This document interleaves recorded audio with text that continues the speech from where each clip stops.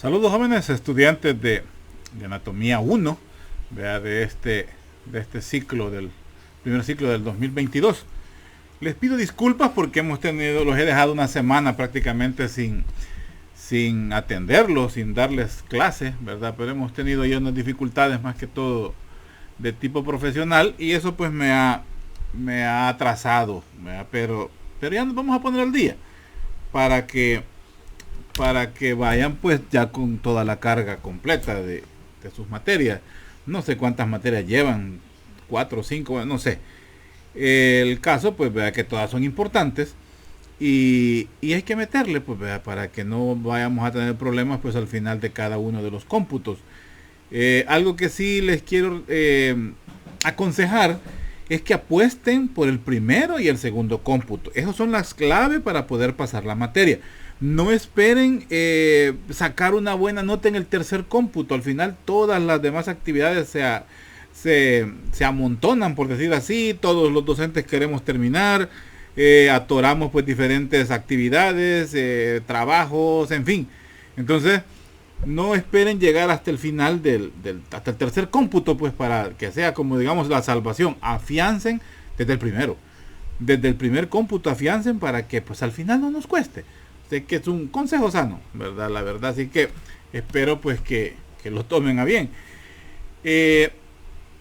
Esta clase que vamos a ver hoy es de macroanatomía. Vamos a comenzar a ver la clase de esqueleto axil y esqueleto apendicular. En esta clase además tengo una información al principio que tiene que ver con los planos anatómicos y tiene que ver también con unos términos que utilizamos para ubicar ya sea músculo, ya sea hueso, ya sea una estructura en específico. Entonces quiero que le pongan cuidado a esos términos. Ya les decía en la clase introductoria que se consigan un diccionario, ya sea el diccionario Dorland, que es un diccionario pequeñito que cabe en una bolsa de una gabacha, ¿verdad? Es el diccionario de bolsillo, por ahí se llama, el diccionario de bolsillo, Dorland. Y también está el Mosby. El Mosby es más completo, tiene mucha ilustración y tiene... las definiciones a veces son un tema completo. Entonces son libros muy bonitos, muy útiles y pueden conseguirlos en PDF. Hoy en una terminal, o sea, en un teléfono, en un smartphone, o en un teléfono inteligente. Podemos andar toda esa información, más los teléfonos de pantalla grande, pues se puede ver muy bien. O en una tablet, ¿verdad? Les aconsejo pues que anden ahí mejor la información, ya no anden cargando libros pesados, ¿verdad? Que cuesta. La verdad que es muy bueno leer un libro, sí, yo no voy a decir que no. Pero a veces es tanta la información y es tanto el material que deben tener ustedes que poder andar cargando todos los libros, pues duele la espalda, duelen los brazos. En cambio, pues en un teléfono, en una tablet, pueden andar toda esa información en formato PDF y pues pueden mancharlo, pueden subrayarlo y para estudiar pues es mejor. Pueden hacer resúmenes, en fin. Consejo también, ¿verdad? Que yo les doy. Así es que vamos a comenzar a ver pues acerca del esqueleto axil y el esqueleto apendicular.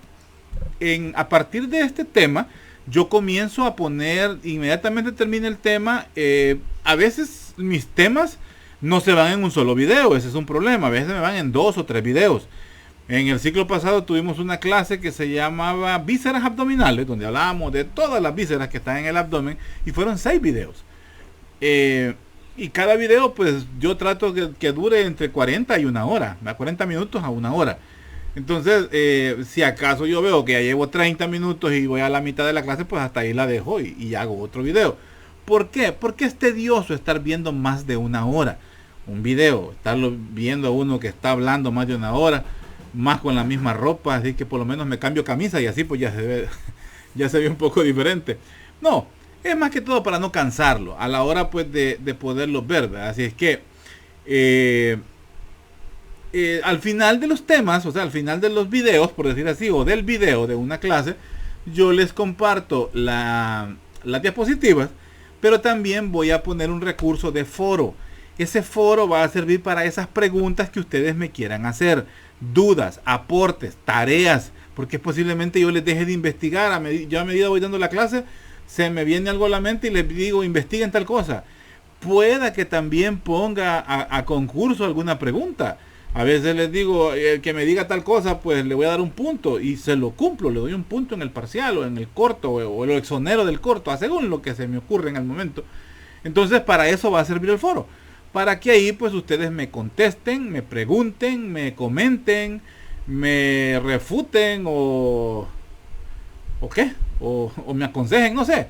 O sea, la intención del foro es crear una sana discusión en la cual pues podamos como podemos decir, podemos compartir información, porque ustedes pueden encontrar otra información que yo tal vez no le he dado, o que yo no la sé, posiblemente. Entonces, para eso va a servir el foro.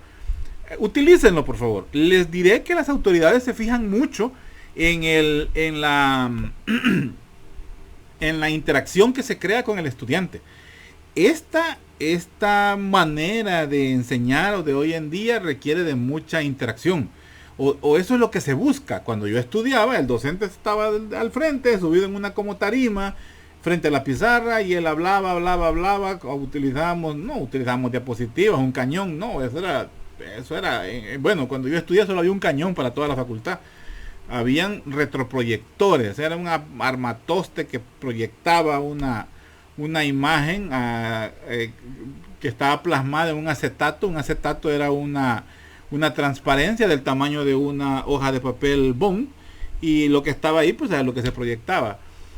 Entonces el docente pues lo menos que había era interacción, no teníamos interacción con el docente. Si había preguntas, pues si acaso el docente era medio accesible, la contestaba. De otro modo pues no, ¿verdad? Las preguntas venían en el examen. Pero con ustedes es diferente, jóvenes. Ustedes pueden preguntar, yo les doy les doy los autorizarlos no, yo les pido que interaccionen conmigo, porque de esa manera pues aprendemos todos. El estudiante de medicina, mejor dicho, ustedes se van a poder graduar. Yo ya me gradué de médico, pero yo sigo siendo estudiante de medicina. Olvídense que el que crea que obteniendo el título hasta ahí llegó, los desvelos, hasta ahí llegó leer, mentira. Uno puede convertirse en médico, puede convertirse en especialista, subespecialista, maestro, docente, pero estudiante siempre va a ser. Siempre tenemos que ser estudiante de medicina y tenemos que procurar seguir siendo estudiante de medicina, porque de esto nunca se deja de aprender. La carrera del médico pues es la de nunca acabar. Siempre tenemos que seguir leyendo. Vean a los médicos. Hace poco yo estaba con ¿cómo se llama? Estábamos ahí en una tartaleta ahí en San Miguel y ¿cómo se llama? Allá frente al Hospital San Francisco, y me llamaba la atención dos médicos viejos, fueron mis docentes, para que tengan una idea, y leyendo un libro y un libro de medicina. Y lo traigo a colación por lo que les acabo de decir. Uno no deja de leer, uno no deja de aprender. Entonces ya no lee libros completamente, o ya no ve todos los capítulos, por supuesto, ya no. Busca, es como se llama, lee en específico, lee lo que se necesita, ¿verdad? O la información de primera mano. No sé cómo explicarles, pero siempre somos estudiantes, siempre seguimos estudiando. Así que no crean que graduándose de médicos ya no van a volver a estudiar, ya no, mentira. Lo que funciona hoy ya mañana no va a funcionar. Hace mucho tiempo, cuando yo salí de médico, lo mejor para los problemas gástricos era la ranitidina. Hoy ya se dijo de que no, que da problemas y que se retiró del mercado. Ya no usamos ranitidina. Y era lo mejor que usábamos cuando yo salí de médico. Entonces, todo va cambiando. Todo va cambiando. Así es que por eso hay que mantenerse al día, mantenerse pendiente de los cambios, de los adelantos, de los avances de la medicina, y estar abiertos, ¿verdad? A todo lo que venga, con ojo crítico, para poder pues en un momento ponerlo en práctica o desecharlo. Pero ahorita me estoy extendiendo mucho. Entonces comencemos a ver pues la clase de esqueleto axil y esqueleto apendicular. Permítanme.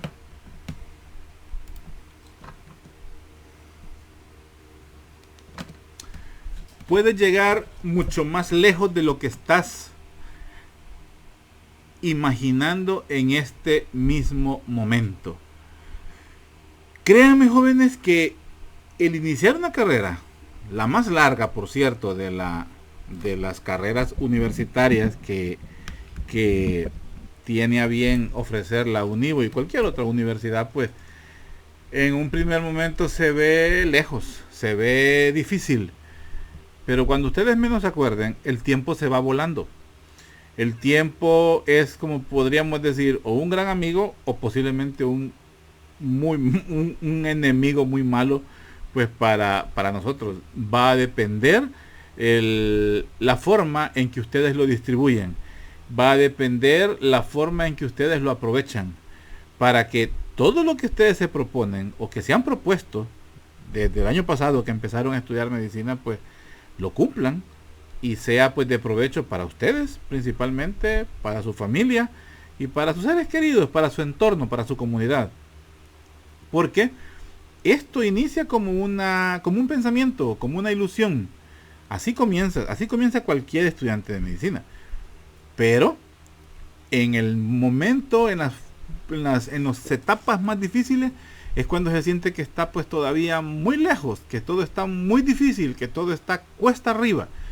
El iniciar un ciclo, más si hemos tenido un ciclo anterior algo difícil, el iniciar un nuevo ciclo puede darnos alguna sensación un poco de desagrado, un poco de sentirnos fuera de sí, un poco de extrañeza, un poco de pereza, ¿vea? Pero no olvidemos cuál es el objetivo que nos hemos propuesto, no olvidemos cuál es la meta, y si ustedes no quitan la mirada de ese sueño, de eso que quieren lograr, pues van a llegar muy lejos, y lo que ustedes ven ahorita, pues difícil, largo, tedioso, cuando vuelvan a ver hacia atrás, se van a reír no de burla, se van a reír de que van a decirle, hey, estaba fácil. Pero eso pues ahorita yo sé que lo ven difícil. Cuando ya estén del otro lado se van a dar cuenta y se van a acordar de mí. Se van a acordar de cuando comenzamos a hablar de esqueleto axil pues y apendicular. Bueno, voy a activar mi puntero, que siempre se me olvida hacerlo. Aquí estamos, correcto. Anatomía. Anatomía pues es una rama de la biología. La biología que estudia las estructuras de los organismos vivientes, que en el caso pues de la anatomía humana se convierte en una de las llamadas ciencias básicas o preclínicas de la medicina. Ojo con eso. Eso es en sí una de las ciencias básicas. Y no es porque yo la dé, o sea, no es porque yo me voy a echar flores yo solo. Es posiblemente una de las más básicas. Porque todo lo relacionado de aquí para allá, lo que ustedes vayan viendo, todo tiene que ver con el cuerpo humano. Hay otras materias que ustedes llevan que no tienen nada que ver con el cuerpo humano, pero son necesarias para la formación del médico, que la UNIVO pues ha tenido a bien poderlas utilizar. Pero en las relacionadas con la medicina, ustedes se van a dar cuenta de que qué tan importante es conocer el cuerpo humano para entender bioquímica, para entender fisiología, para entender inmunología, para entender enfermedades transmisibles, o para ver, cuando lleguemos a ver pediatría, cirugía, medicina, ginecología, o sea, todas las materias siempre van a tener de base el cuerpo humano. ¿Por qué? Porque esa química, esa fisiología, esa inmunología tiene que ver con un órgano o con un sistema específico que lo hemos estudiado pues en anatomía. Entonces, el hecho de ustedes saber, por ejemplo, imagínense que estamos en una clase de inmunología y comienza el docente diciendo que el órgano linfoide más grande es el vaso, y luego vamos a decir que los órganos satélites del sistema inmunológico son los ganglios linfáticos. En ese momento ustedes tienen que ir ubicando dónde está el vaso, dónde están los ganglios linfáticos, en qué parte del cuerpo tenemos ganglios linfáticos, dónde corre el conducto torácico, que es el que lleva toda la linfa del cuerpo. O sea, eso es básico de anatomía. Y a la hora que ustedes lo estén viendo, por ejemplo, que el docente les está hablando de ¿qué podemos decir? Estamos hablando de la cascada de la coagulación, cómo se activa la cascada de la coagulación, cómo ¿cómo se llama? La hemocateresis que se genera en el vaso, que es la destrucción de los glóbulos rojos, pues contribuye en cierta manera al devolver pues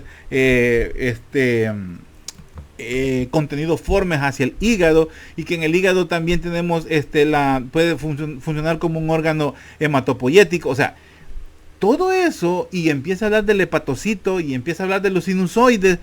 Todo eso lo vamos a ver en anatomía. ¿Qué quiero decirles con eso? Va a haber materias, van a tener materias en las cuales el docente va a dar por sentado que ustedes saben de anatomía, que ustedes conocen el cuerpo humano, que ustedes ya lo vieron. Entonces, pónganle mucho cuidado, porque hasta lo más insignificante, que por ejemplo son los osículos, ahí investiguen qué es un osículo, tiene una gran importancia cuando veamos un tema en específico, y no digamos solo en anatomía, en fisiología, en bioquímica, en enfermedades transmisibles y en todo lo demás que viene. Entonces, anatomía es una de las materias básicas y también preclínica. No podríamos llegar a la clínica sin saber nada de anatomía. ¿Cuál es la clínica? ¿Cuál es el ciclo clínico? Pediatría, ginecología, medicina, cirugía, salud pública y psiquiatría. Esa ya es la clínica. Esas son las materias clínicas que ustedes van a ver. O sea, cuando ya vayan a recibir las clases al hospital. No sé realmente cómo va a trabajar la UNIVO. No, allá las están recibiendo, creo yo, porque sí, ya tenemos estudiantes en sexto año. Así es que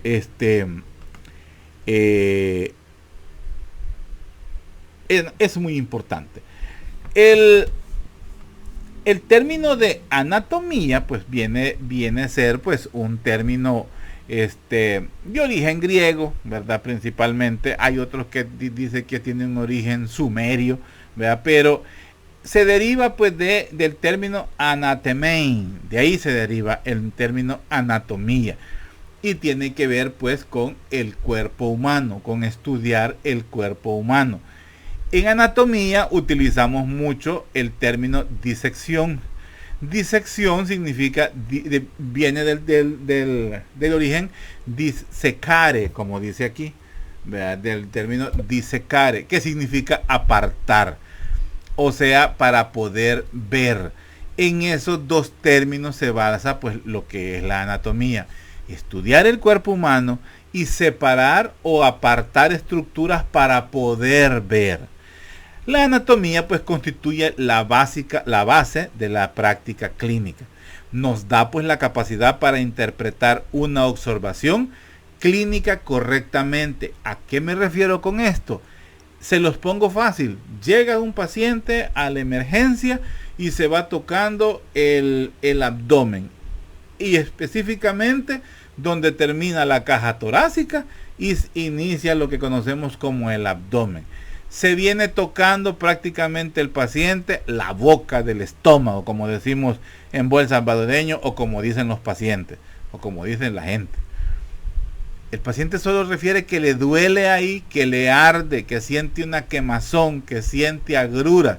Automáticamente, con el conocimiento médico, yo sé que lo que está abajo o que está por detrás de esa piel, de esos músculos, que es donde el paciente se toca, yo sé que ahí se encuentra el estómago.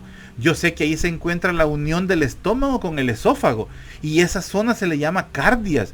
Entonces yo con todo eso ya me estoy ubicando que el paciente posiblemente lo que tiene es una enfermedad ácido péptica. El síntoma que él está describiendo se llama pirrosis, y eso es característico de una gastritis.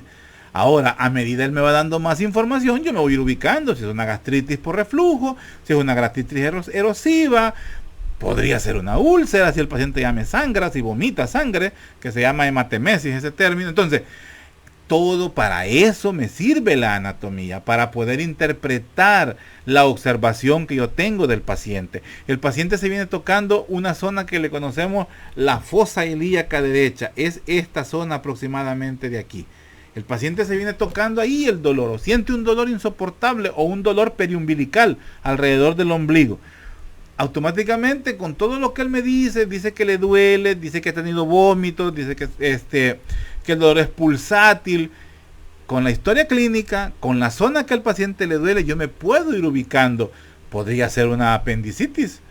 Pudiera ser también, si es una mujer, un ovario poliquístico que se ha torcido. O sea, el hecho de conocer las estructuras, su ubicación espacial en el cuerpo humano, eso me sirve a mí para el diagnóstico. Por eso es que les digo que es muy importante conocer todo esto. El paciente, volvamos al mismo ejemplo, de que el paciente le duele, le sienten ganas de vomitar, tiene náuseas y el dolor es pulsátil, pero el paciente lo que me va diciendo es, me dolía y me pulsaba y estuve con vómitos, pero ya no me duele. Pero el paciente está febril, está muy caliente. ¿Qué es lo que ha pasado? Ahí me va a servir ya ¿cómo se llama? Ya me va a servir, voy a ir pensando en las enfermedades transmisibles o en las patologías en sí. Pudo haberse perforado, por ejemplo. Y al perforarse hay una diseminación de pus y esa pus provoca una sepsis. Y esa sepsis pues es secundaria a una bacteria que pudo estar contenida en esa zona. Entonces ya me va dando otros parámetros para poder evaluar mejor a mi paciente, para poder diagnosticarlo. Entonces, es básico el conocimiento anatómico. Y no solo el conocimiento anatómico en condiciones normales, porque vuelvo al mismo ejemplo. Imagínense que sigo con lo mismo de la apendicitis. La apéndice o el apéndice, que tiene forma de gusano, por eso se le llama apéndice vermiforme, es una estructura que tiene una ubicación caprichosa. ¿Qué quiero decir con caprichoso? Puede estar tirada hacia adelante, puede estar tirada hacia atrás, puede estar tirada hacia abajo, puede estar tirada hacia cualquiera de los dos lados, derecho o izquierdo, puede tener diferentes ubicaciones.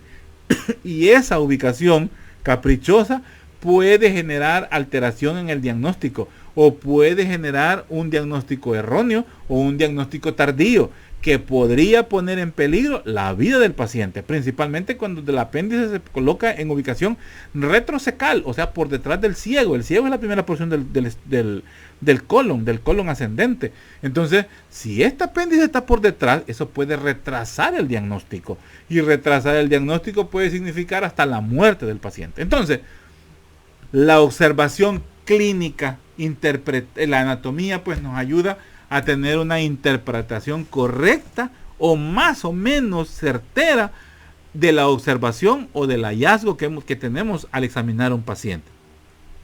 La observación y la visualización son las técnicas primarias que debe utilizar el estudiante para aprender anatomía. Investíguenme cuál es la diferencia entre observar y visualizar en anatomía, en términos médicos. Investiguen esto, por favor. Y ahí me lo contestan pues en el foro. Entonces, esto es desde un punto de vista macroscópico. Esta clase es de macroanatomía. Ojo con eso. Entonces, esto es desde un punto de vista macroscópico.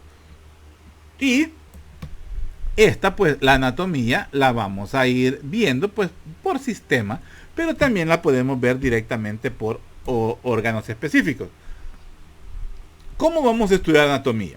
Lo vamos a hacer por aproximación regional y también, bueno, existe la aproximación regional, que es esta, y la aproximación por sistema. En la regional, pues se va a estudiar cada región del cuerpo por separado y todos los aspectos de dicha región se estudian al mismo tiempo. ¿Qué quiero decir con eso? Por ejemplo, hay áreas de anatomía, mejor veamos la otra. Y la aproximación sistémica se estudia y se sigue cada sistema del cuerpo a través de todo el organismo. En el desarrollo de la anatomía 1 y la 2, ustedes se van a ir dando cuenta de que hacemos una combinación de ambos métodos de estudiar.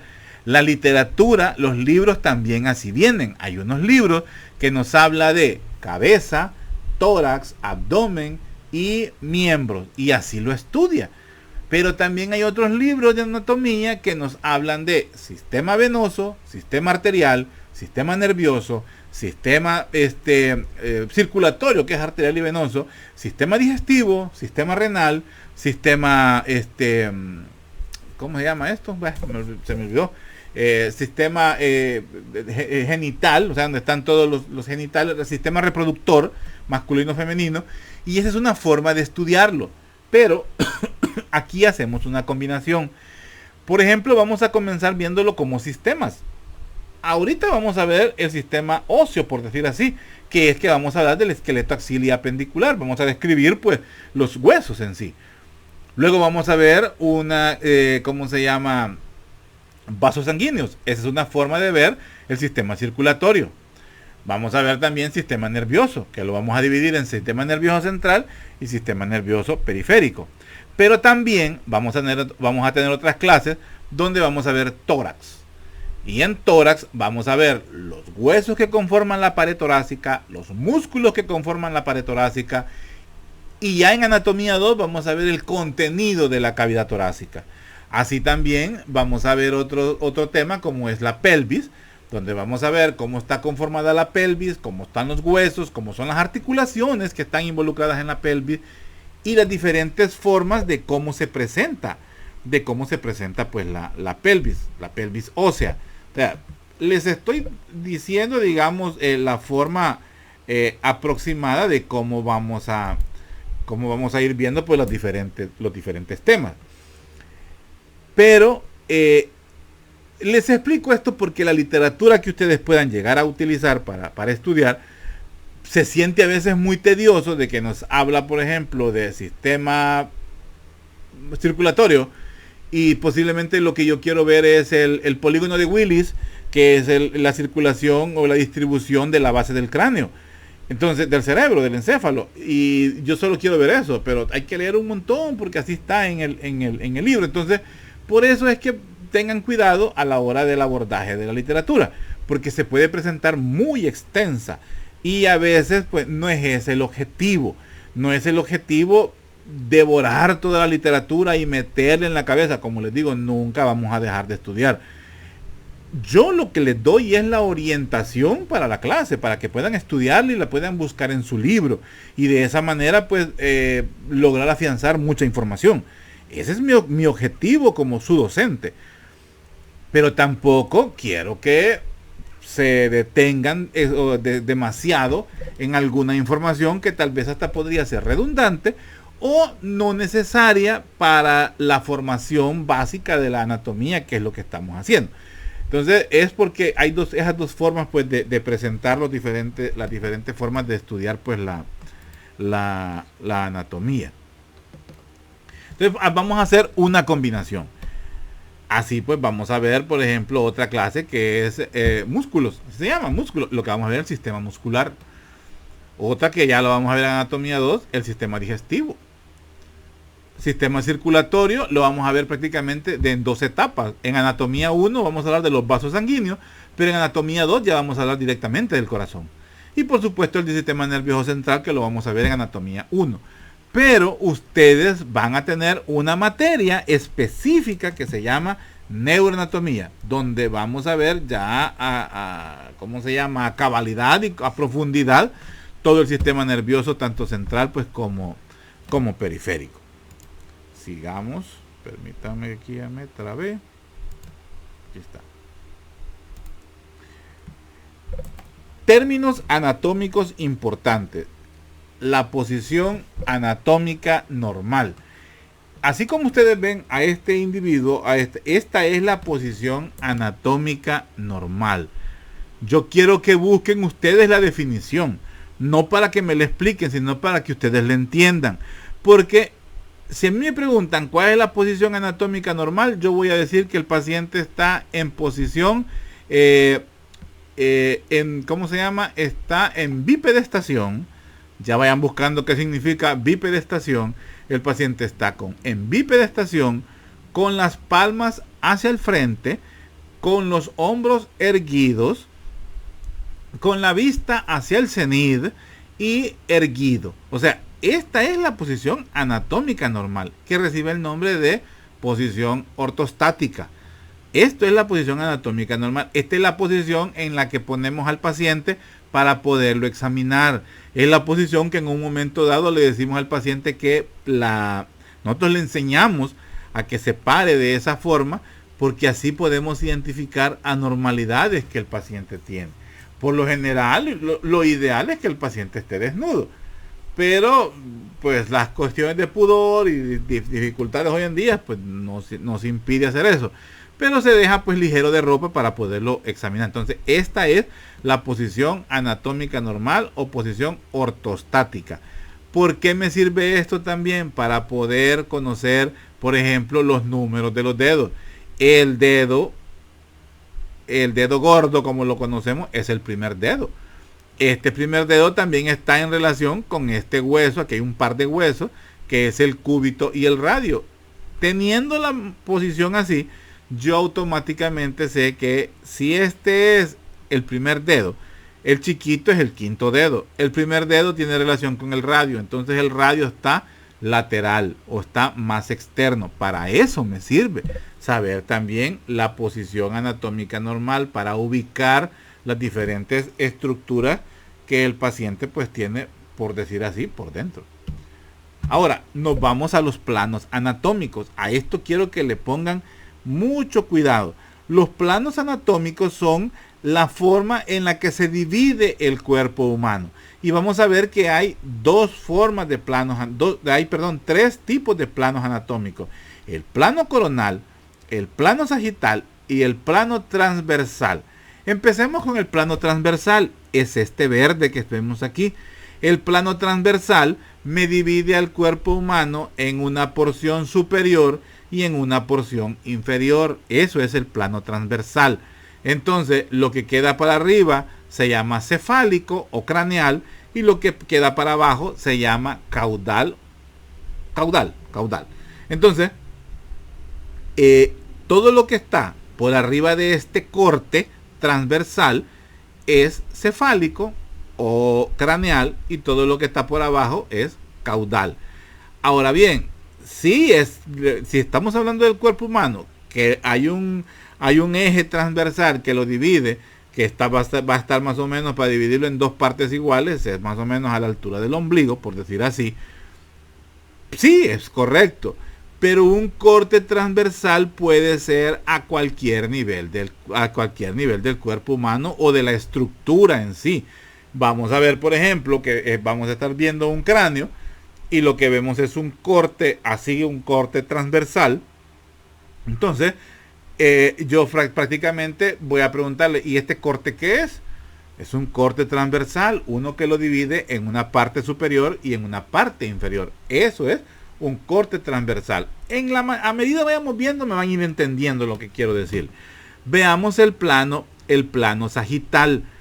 El plano sagital me divide, es este morado, o no, ¿qué color es este? Rosado, que vemos acá. El plano sagital me divide el cuerpo en una parte lateral izquierda y en una parte lateral derecha. O sea, la parte del corte hacia allá es la derecha y la parte del corte hacia acá, esa es la izquierda. Dos partes laterales, porque parte en la línea media. Entonces nos divide el cuerpo en parte lateral derecha, parte lateral izquierda. Pero vuelvo a retomar lo que les dije en el corte anterior. Puede ser un corte sagital, sí, en todo el cuerpo humano, y me lo divide en dos, en la línea media, y lo parte en dos, derecha e izquierda. Pero puede ser un corte a un cráneo, puede ser un corte a un hueso, puede ser un corte a un músculo, puede ser un corte a una área específica del cuerpo. Y es un corte sagital. ¿Por qué? Porque me lo divide en un lado derecho, parte lateral derecha, parte lateral izquierda. Luego tenemos el coronal. El corte coronal es este celestito que vemos acá. El corte coronal o el plano coronal me divide el cuerpo en una parte anterior y en una parte posterior. Ese es el corte coronal. La parte anterior, ¿verdad?, es la que está, pues decimos, hacia adelante, pero en medicina decimos ventral, porque está hacia adelante. Eso es ventral. También estos términos nos ayudan para localizar o para ubicar una zona específica. Porque podemos decir ventral al esternón. El esternón es el hueso que está por detrás, que está conformando la parrilla costal. Entonces, es que está en el pecho, por decir así. Si yo digo ventral al esternón, yo posiblemente me esté queriéndome referir a la piel que está por encima del esternón. ¿Por qué? Porque está delante. Entonces, por eso es la importancia de conocer estos términos, porque no solo nos identifican un corte, también nos identifican una estructura a la cual nos queremos referir para poder ubicarla en el cuerpo humano. Entonces tenemos la parte ventral o la parte anterior, gracias al corte coronal, y la parte pues posterior o dorsal. ¿Vea? Más bien en anatomía decimos dorsal. Lo que queda por delante es ventral, lo que queda por detrás es dorsal. ¿Vea? Entonces, para que nos vayamos pues ubicando en estas estructuras. Busquen definiciones de esto y entiendan esos cortes, por favor, porque son muy importantes de aquí a toda la materia. Ahí se van a dar cuenta por qué. Entonces, era lo que les estaba diciendo. Términos para describir la localización ventral. Pues ya sabemos que ventral es lo que queda anterior. Dorsal es lo que queda posterior. Medial y lateral. La línea media, y utilizando el corte sagital, ¿verdad? Que nos divide en dos, nos hace una línea media. Esto es la línea media. Entonces, lo que está más cercano a la línea media, a eso le llamamos medial. Lo que está más lejano le decimos distal. ¿Verdad? Entonces, bueno, aquí me metí en dos cosas, porque distal y proximal es otra cosa. Lo que está cerca de la línea media, ¿verdad? Eso es lo medial. Y lo que está alejado de la línea media, eso es lateral, o sea, está hacia los lados. Por decir así, el esternón está en posición medial. Aquí está el esternón. Pero las clavículas están en posición lateral, porque están hacia los lados, ¿verdad? Entonces, o los hombros están en posición lateral. Luego tenemos coronal y caudal. Coronal y caudal tiene que ver con el corte transversal. Lo que está por arriba del corte, eso es lo coronal o también llamado cefálico. Y lo que está por abajo es lo que conocemos como caudal, o sea, hacia abajo. Proximal y distal. Estos son términos que se combinan con los términos lateral y medial. Proximal es lo que está más cerca a la línea media y distal es lo que está más lejano. Por ejemplo, el húmero, que es este que tenemos acá, este hueso, esta es la línea media. Esta es la línea media. Entonces, el húmero está proximal a la línea media.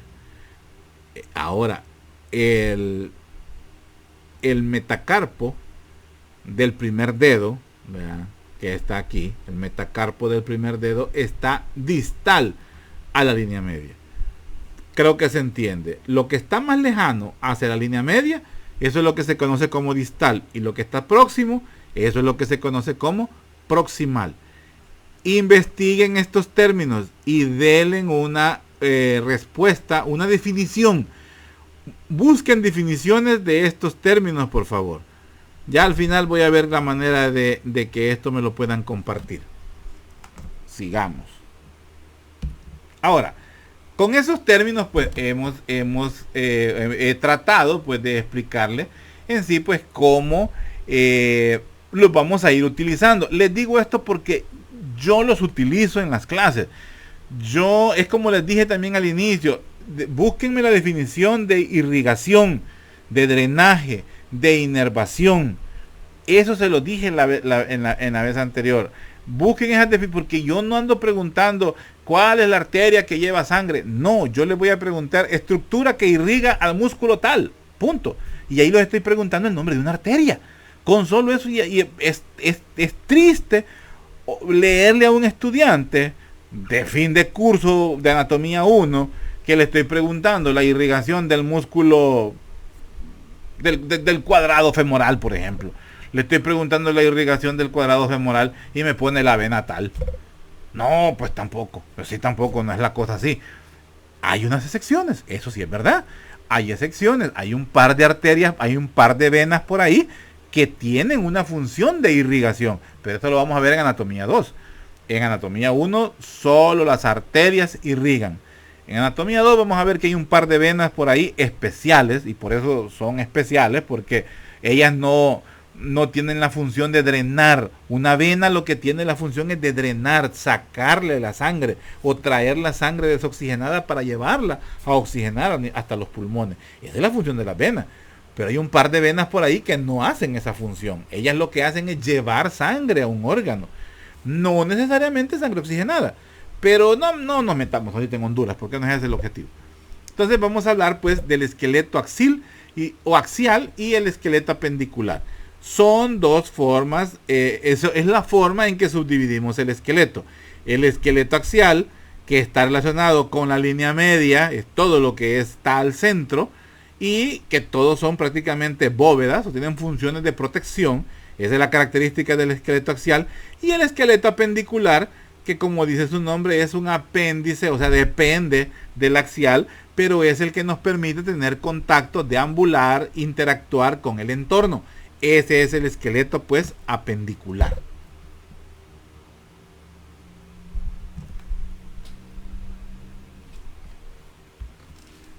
Entrando en materia, pues, el esqueleto humano, pues, es el conjunto total y organizado de piezas óseas, o sea, los huesos, que proporcionan, pues, al cuerpo humano una firme estructura multifuncional. Cuando decimos multifuncional nos referimos a que nos permite locomoción, protección, contención, sustento. Sustento porque, por ejemplo, es una fuente de calcio. Locomoción, pues, permite el movimiento. Protección porque hay estructuras óseas que tienen esa función, la de protección, de ser una bóveda. Por ejemplo, la cavidad craneal, la cavidad torácica, la misma médula espinal. La misma columna vertebral que protege la médula espinal.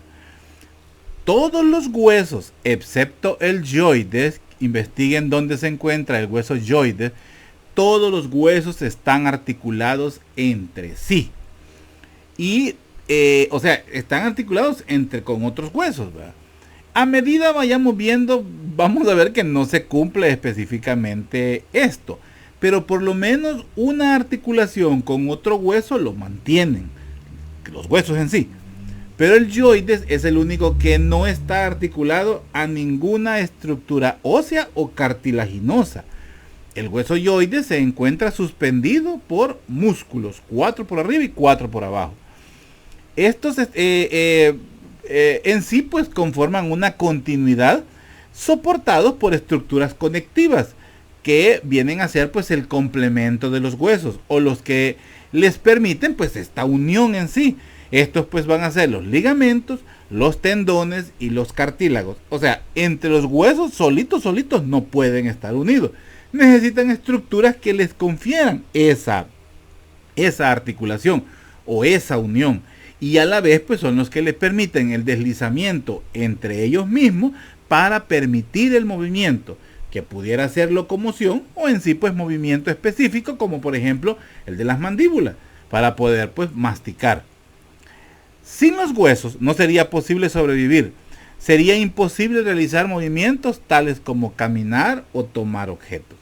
En conjunto, pues los huesos, los músculos y las articulaciones, estas forman un sistema integrado que se denomina sistema músculo-esquelético. Pero en esta clase pues hablamos más sobre los huesos en específico. Lo que a medida vayamos viendo estructuras o zonas, áreas específicas del cuerpo humano, pues hablaremos en detalle de cada uno de los huesos. Para esta clase lo que me interesa más es que conozcan cómo se clasifican los huesos, qué son los puntos de reparo, de lo cual ya vamos a hablar más adelante, y las particularidades de cada hueso que le permiten o realizar una función en sí o ejercer o cumplir una función también, una función específica. Más bien que le permite realizar diferentes funciones que solamente los huesos pueden realizar. En sí, pues, los huesos del sistema esquelético, pues como vemos ahí, vemos hacia el lado, a este lado, al lado izquierdo en la pantalla, pues vemos lo que conocemos como el esqueleto axial, que es todo lo que ocupa, por decir así, la línea media, y ahí encontramos el cráneo, que posee 8 huesos, La cara son 14 huesos, el hueso yoides, que está en el cuello, yo les dije que lo investiguen, pues aquí está la respuesta, el hueso yoides, los huesecillos auditivos, ¿verdad? Que son 3 a ambos lados, estos huesos auditivos reciben un nombre específico, el conjunto, cada hueso pues es el martillo, el yunque y el estribo. La columna vertebral, que son 26 huesos, el tórax en sí, ¿verdad? Que tenemos el esternón y las costillas. En relación pues al esqueleto apendicular, y es lo que vemos al otro lado, son estos que están representados en color celeste, vemos que en sí pues este se divide en 2 cinturas. En la cintura escapular, que es esto que tenemos acá, la cintura escapular y la cintura pélvica. Con relación a la cintura escapular, pues que es lo que representa los hombros, ahí encontramos la clavícula y la escápula, ¿verdad? Son los 2 huesos que forman parte de la cintura escapular, y las extremidades que penden de esta cintura escapular. Y ahí tenemos las extremidades superiores, derecha e izquierda, donde encontramos el par de húmeros, el par de cúbitos o las ulnas, el radio, el par de radios, los huesos del carpo, los huesos metacarpianos y por supuesto pues las falanges. Igualmente tenemos la cintura pélvica, que es esta de aquí abajo, donde tenemos los huesos de la cadera, que son también los huesos pélvicos o también llamados huesos coxales, que vienen a ser un par de huesos bastante grandes e irregulares. Y por supuesto las extremidades que penden de esta cintura pélvica, que son el par de fémur, las rótulas, los peroné, la tibia, los huesos del tarso, los huesos metatarsianos y las falanges. Como les digo, no vamos a entrar ahorita a describir pues hueso por hueso, sino que me interesa que conozcan, ¿verdad? Cómo tenemos cómo está la distribución. Y vemos que en total pues son 206 huesos. Algo muy importante y quiero que investiguen es cuántos huesos tiene la columna vertebral y cuántas vértebras también tiene la columna vertebral. ¿Cuál es la diferencia en la sumatoria entre vértebras y huesos, siempre siendo pues la misma estructura, la columna vertebral? Sigamos. ¿Cómo se clasifican los huesos? Los huesos los clasificamos en 5 formas. Según la literatura van a haber otras clasificaciones, pero para el estudio, para nuestra clase, para este curso de anatomía, vamos a ver que los huesos se clasifican en 5 y son huesos largos, huesos cortos, huesos planos, huesos irregulares y los huesos sesamoideos. Huesos largos. ¿Cuál es la característica de los huesos largos? Son huesos tubulares, o sea que tienen forma de tubo. Son huesos largos, o sea, son más largos que anchos. O sea, su característica es que son huesos, como dice su nombre, largos. Y son delgaditos, por decir así. Y tienden a ser un poco curvados. No siempre se cumple esto, pero a grandes rasgos esta es una definición, ¿verdad? Sí, las características que cumple un hueso largo. Por ejemplo, ¿dónde encontramos un hueso largo? Aquí estamos viendo el fémur. Este es un hueso largo. Estos huesos, los huesos del antebrazo, ¿verdad? También pues son huesos largos, donde tenemos el radio lateralmente y el cúbito medialmente. El fémur pues también son otro par de huesos largos. La tibia y el peroné también pues son huesos largos. Estos son características de huesos largos. Luego tenemos los huesos cortos. Los huesos cortos suelen ser cúbicos y son similares a los anteriores. O sea, ¿dónde podemos encontrar huesos cortos? Por ejemplo, los encontramos en la muñeca. Aquí encontramos un hueso corto. Son, por ejemplo, el trapezoide. En la muñeca encontramos 2 filas de huesos. Tenemos pues los huesos de la fila proximal y los huesos de la fila distal. Ahí encontramos pues el trapezoide. Investiguen todos los nombres de los huesos de la muñeca. Luego tenemos los huesos planos. Los huesos planos son generalmente delgados, cumplen una función primordial de protección y a la vez pues presentan una gran superficie de inserciones musculares. Esta definición es característica del esternón. El esternón pues lo encontramos al centro, específicamente en la línea media, y es donde se articulan los 12 pares de costillas. Aquí encontramos el esternón y también pues ejerce una función de protección de los órganos intratorácicos, pulmones, timo, grandes vasos, o sea, la vena cava superior, vena cava inferior, la arteria aorta, el corazón específicamente, ¿verdad? Los bronquios, la tráquea, son estructuras que están de forma ubicados intratorácicamente. Luego tenemos los huesos irregulares. Estos huesos irregulares pues muestran formas complejas, o sea, como dije su nombre, de forma irregular. No tienen una forma en sí específica. Y por lo mismo, pues no encajan en las descripciones anteriores. Un hueso irregular, pues característico, los huesos de la columna vertebral. Huesos del macizo facial también son huesos irregulares. El esfenoides, el etmoides son huesos también irregulares. Los huesos sesamoideos. Los huesos sesamoideos pues, se forman dentro de ciertos tendones en los que existe una considerable fricción y tensión mecánica. Es decir, estos protegen del desgaste y de desgarro. Estos tienen una función específica también de protección, pero de protección no a estructuras intratorácicas, sino que a estructuras donde ellos están involucrados, como por ejemplo el hueso de la rótula. El hueso de la rótula está ubicado dentro del tendón, ¿verdad? Del tendón rotuliano, que es la confluencia de los tendones del cuádriceps femoral. Entonces es el tendón del femoral que al estar la rótula introducida en él, pues conforma el tendón rotuliano, que se inserta en la tuberosidad anterior de la tibia. Esa es una de las irregularidades, no, ese es uno de los puntos de reparo que presenta el hueso tibia, que lo veremos pues más adelante. Investiguen otros ejemplos, traten de ubicar a estos huesos, los diferentes huesos. Aquí unos ejemplos hemos dado, por ejemplo, dónde podrían encajar los huesos de la cavidad torácica, ¿verdad? Por ejemplo, las costillas, ¿verdad? Donde podrían ser ubicados los coxales. ¿Dentro de qué clasificación pudieran estar los coxales? Los huesos del cráneo, los huesos del macizo facial, ¿dónde podrían ser? Los huesos de la mano en sí, vean los metacarpianos, los carpos, los metacarpianos, las falanges, ¿dónde podrían ser ubicados estos huesos? Eso me interesa, que despertar esa curiosidad por conocer más de parte de ustedes. Quiero ver cómo voy con el tiempo, permítanme. Bueno, estoy llegando pues a 53 minutos.